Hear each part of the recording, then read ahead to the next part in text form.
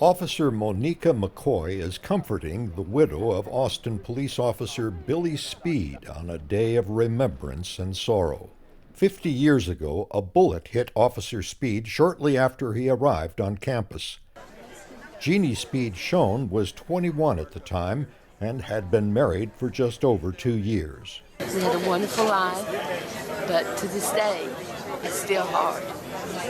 Monica McCoy was born a few years after the tragedy, but she's deeply connected to it. Her father, Houston McCoy, was one of the police officers who went up the tower and killed the sniper.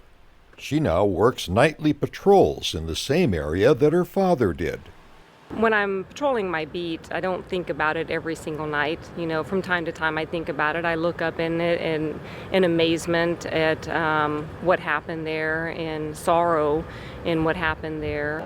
Today's force is far more diversified, better trained, and better equipped than the officers back in 1966. Once they were out of their patrol car, they had no contact with one another at all. 2 years after the tower shootings, her father left the police force to work in aviation, but she grew up hearing his police stories. Looking at his old pictures, it was very impressive. It made an impression on me. After raising a family, Monica McCoy entered the Austin Police Training Academy and graduated in 2013.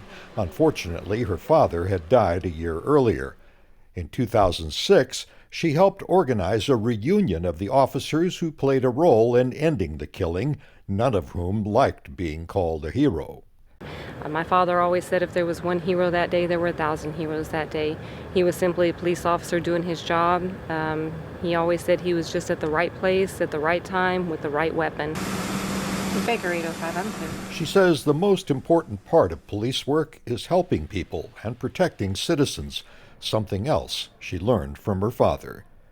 Greg Flakus, VOA News, Austin, Texas.